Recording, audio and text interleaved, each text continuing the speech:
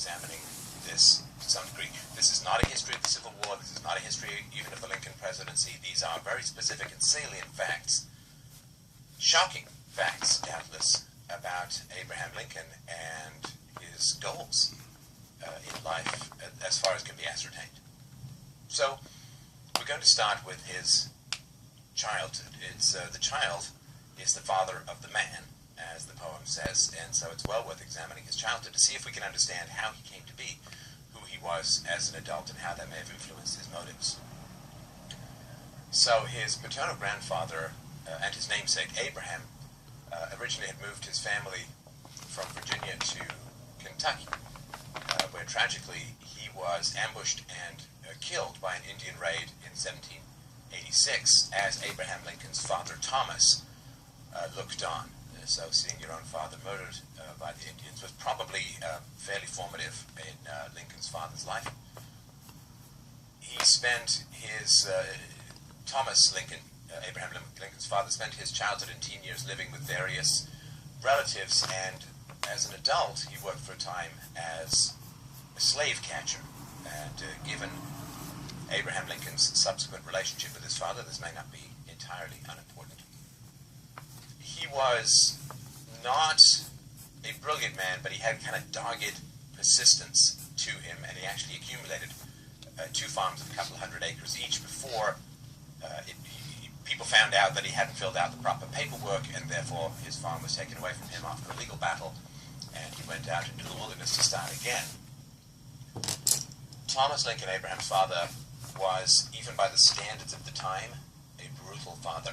He was reported to have beaten Abraham repeatedly and mercilessly, and this was a pretty brutal. Abraham Lincoln grew up in the log cabin with very little education, and his school opened up nearby, and his mother said, you got to go to school, but it was so far away, it took between 2.5 and 3 hours to walk each way, and the school did not last very long. Later on, Abraham Lincoln pointed out that his education as a child had not exceeded 12 months the entire time. Sort of reminds me of Shakespeare, who went to school for 12 weeks a year and still managed to polish off a few decent iambic pentameter couplets. When Abraham Lincoln was 9, his mother died of milk sickness. This happens when a cow eats a poisonous plant. The poison then goes through the cow, and if some people who ingest the milk get sick and die, his mother died, I would assume, in significant pain and perhaps lingering. And this was pretty horrendous. Now, when Abraham Lincoln's mother died, his father left Abraham and his sister Nancy. Abraham was 9 and his sister was 11, in the log cabin with some supplies, mostly dried berries that Nancy had picked. And he went to go and find a new wife, and this was just horrendous. The children had very little to eat after their father left, just some dried berries that I mentioned had been stored away by Nancy. A neighbor who stopped by reported that the children were filthy, half-starved, and that the house was in a terrible condition. And this abandonment by their father lasted for 6 months. And of course the children didn't know it was going to be 6 months. They simply knew that their father had gone away. And imagine, this is really out in the wilderness. And you're frightened to go out. There are coyotes, there are bears, and wolves, and no neighbors for miles and miles around. No help, of course, of any kind, and you don't know if your father is coming back. And this went on for half a year.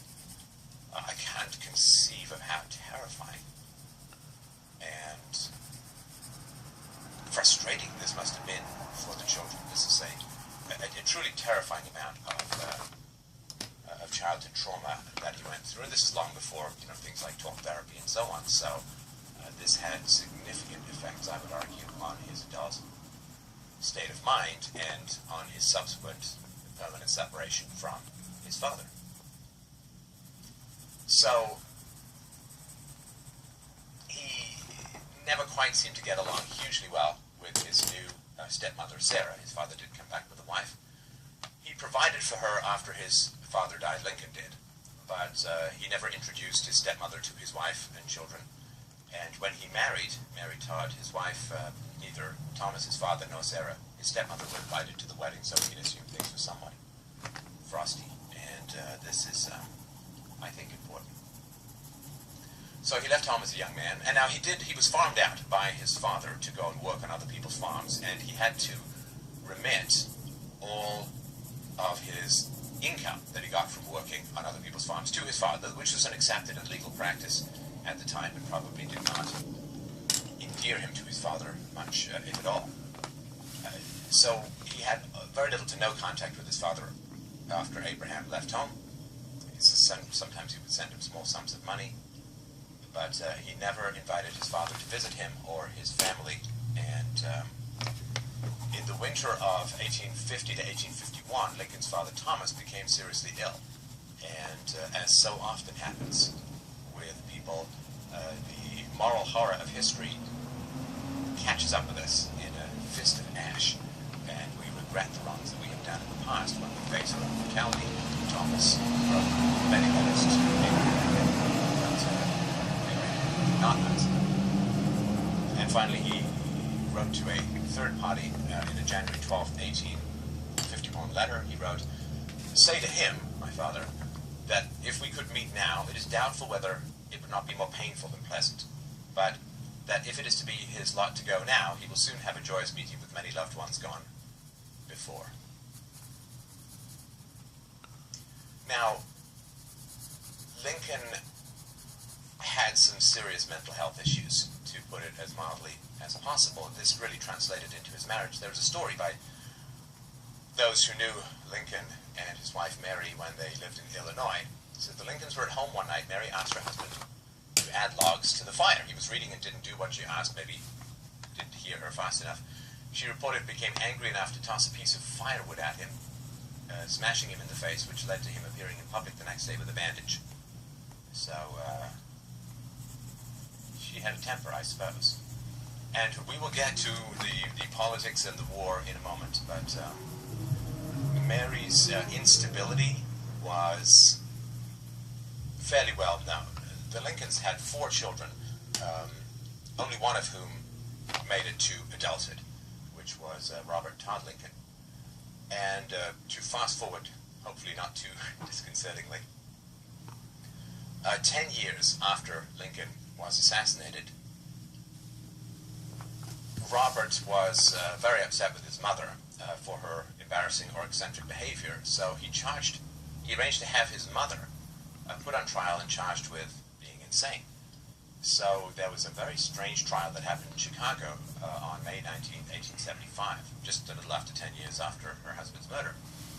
So she was surprised at her home in the morning by 2 detectives and was yanked off to court. She didn't have time to prepare any kind of defense for what was coming up. And following testimony about her behavior from various witnesses, the jury concluded, quote, "Mary Lincoln is insane and is a fit person to be in a hospital for the insane." Now, of course, 19th century hospitals for the insane, not very great places to be. Now, I mean, to be fair, a few months afterwards, she was in for 3 months, and sometime afterwards she got the verdict overturned. But I think this tells you something about the dynamics within the family, that this is the lack of bond that Abraham Lincoln had with his father, translated, I would say, to the lack of bond that Robert Todd Lincoln had with his own mother, to the point where this kind of savage infighting was occurring. So the effects of these intense childhood terrors and privations did give, I think, would argue, had a significant impact on Abraham Lincoln's mental state as an adult. He maintained suicidal thoughts, he had nervous breakdowns, was gripped in staggering levels of depression. A neighbor related that Lincoln told me that he felt like committing suicide often. Neighbors and friends were compelled to keep watch and ward over him. They were concerned that he was going to kill himself. When Lincoln's first love became ill and died in August of 1835, they actually had to keep knives and sharp implements away from him. Everybody was so concerned about his desperate state of mind. And he suffered a first bout of major depression, had another one in 1841, and people kept guns and knives away from him. According to one biographer, letters left by the president's friends referred to him as the most depressed person they've ever seen. In 1846, Lincoln wrote, and look, when you have a childhood that is so random, where your mother dies, your father abandons you for month after month to starve in the wilderness, you don't get a very strong sense of control over your own life. And in 1846, Lincoln wrote what I understand is called the doctrine of necessity. That is, that the human mind is impelled to action or held in rest by some power over which the mind itself has no control. And this lack of sense of control, that the mind is moved by impulse. Of course, if you suffer from depression and suicidality, nervous breakdowns, which you don't understand because self-knowledge has not really been a major focus of Western philosophy. Aristotle is know thyself, Socrates know thyself, but until the post-Freudian revolution of the late 19th century, it really wasn't much of a focus in the Western world. So drilling into and dwelling in the past is a way of unraveling the Gordian knots, the future of unleashing one's potential into the future. It was not really well understood at the time. So let's turn a little bit towards a spotlight on some of the events leading up to and including the Civil War, so that we can get a sense more of what was going on and why the decisions were made as best as we can unravel. Of course, the American Revolution was fundamentally a secessionist revolution. They seceded from the British Empire, and the Constitution was a pact between the sovereign states with which the ultimate power lay. And these states devolved to the central government its limited powers. Central government was supposed to be very limited. With this confederation of sovereign states, the founders intended to curb the overreach of a central government. And my argument has been that America was an experiment in the very smallest government known to man. It has now grown into the very largest government with the most devastating military and political power that the world has ever seen. And it did not take very long for the United States federal government to overreach the bounds of the Constitution and turn into what has now become just another desperate, predatory center of empire. I mean, if you think of George Washington riding down with his troops to collect the whiskey tax from the Pennsylvania farmers, you can get a sense of how little respect there has been for the necessary restraint of political power. Whether it's even possible is a question I've been asking myself for years. So, how did Lincoln become president? Obviously a very intelligent man, a very witty man, a good storyteller, and a great debater. But his political career really had him firmly in the hands, or I guess rather the pockets, to northern protectionists, especially the ones in Pennsylvania and New Jersey. So a northern protectionist is an industrialist who wants to shield his products from foreign or even domestic competition. So a protectionist is someone that want to build a tariff wall around their area of trade to keep foreign goods out or other goods out of the marketplace, which gives them the chance to raise their prices. So if you're a sweater manufacturer and the Chinese are sending sweaters over at $10 a sweater, and you can only manufacture yours for $12, then you want sort of 50% tariff on the Chinese sweaters, so that they're $15, and therefore you can compete rather than trying to figure out how to compete with them. In a free market scenario, you go to the government and ask for protection from foreign trade.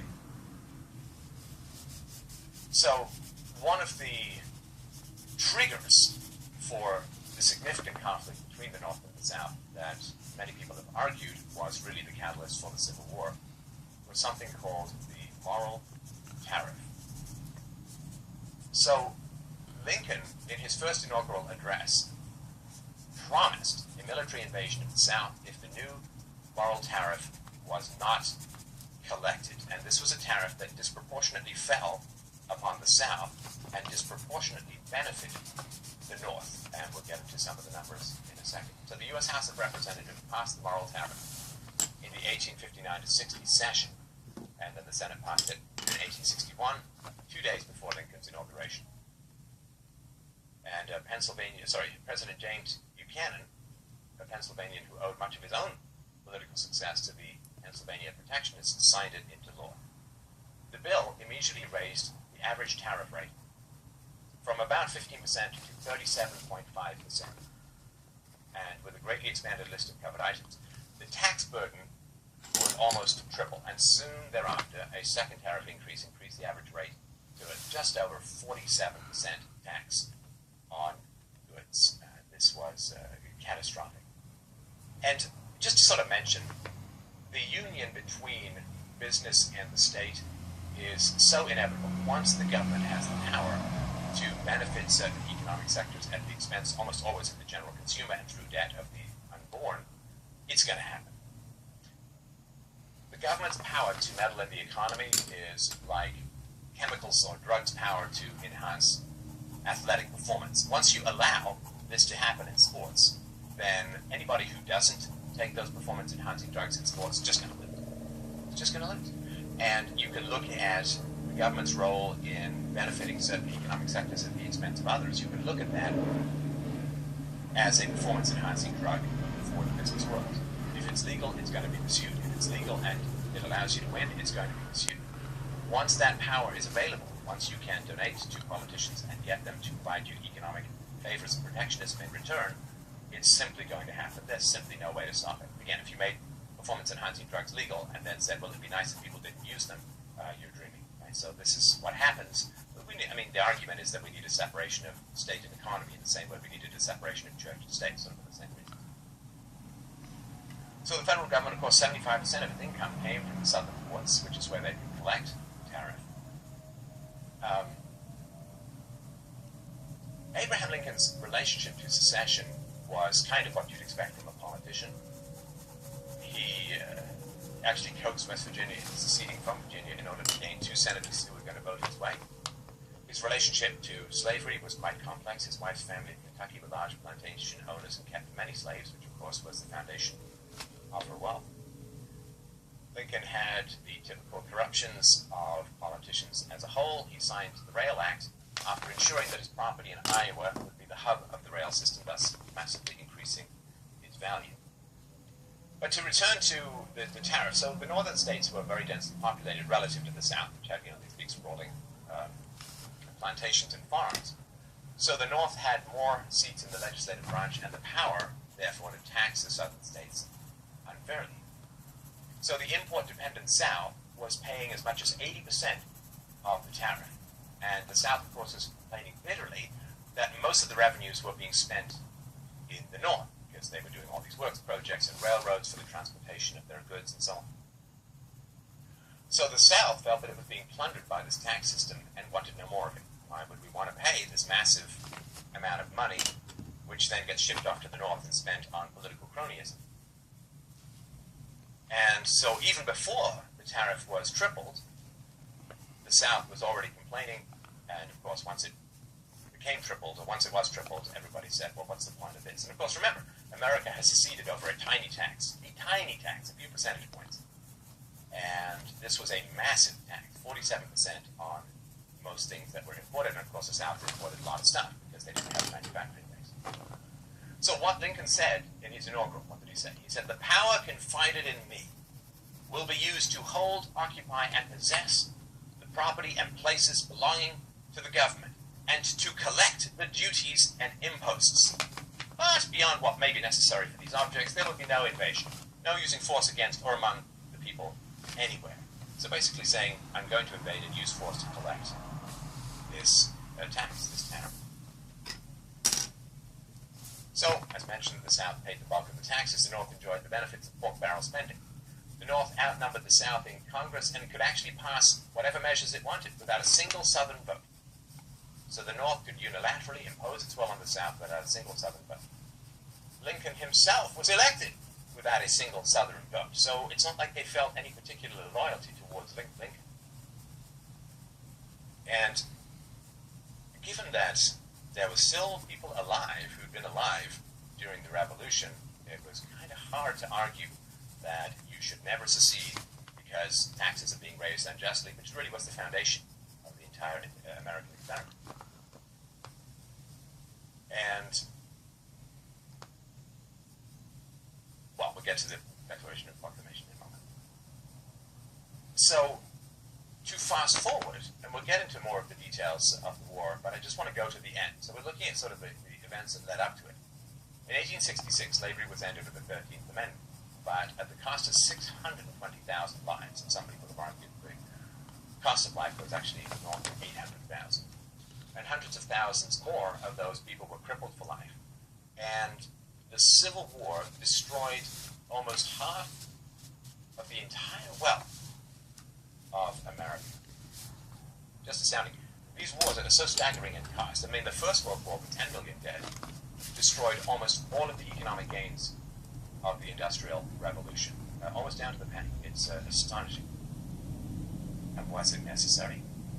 Well, as I argued in a recent video that I did, truth about slavery, I think dozens of other countries, Argentina, Colombia, Chile, all of Central America, Mexico, Bolivia, Uruguay, the French and Danish colonies, Ecuador, Peru, Venezuela, they all ended slavery peacefully during the first 60 years of the 19th century.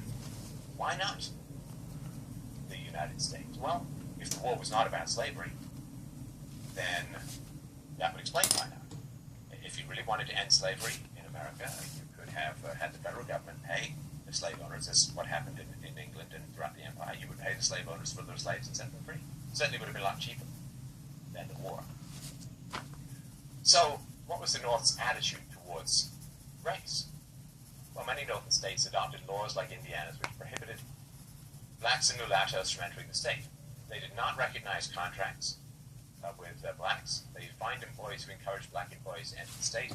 They prohibited blacks from voting or marrying white persons, which was punishable by imprisonment, or testifying in court against white persons. So you could accuse a black and he would not even, or she would not even be allowed his or her day in court. Illinois, the land of Lincoln, prohibited the immigration of black persons into the state. And Lincoln, in his long career, never expressed any opposition to this, and even supported the state program to colonize or deport free blacks out of Illinois. So his solution was to ship the blacks off the country. There is a strong argument, whether it's conclusive, I will leave to your judgment. There is a strong argument that slavery was actually more secure in the Union than out of it. In other words, if the South had seceded, slavery would have ended very quickly. And both Confederate Vice President Alexander Stephens and the preeminent abolitionist William Lloyd Garrison believed this, believed that slavery was quote, more secure in the Union than out of it. This is partly because of something called the Fugitive Slave Act, which Lincoln wholeheartedly supported. This act compelled the northern states to capture runaway slaves. Now, they were provided due process, but local magistrates were paid $10 for returning a slave to his owner, and only $5 for granting him freedom. I stroke my beard and wonder which way these courts would vote.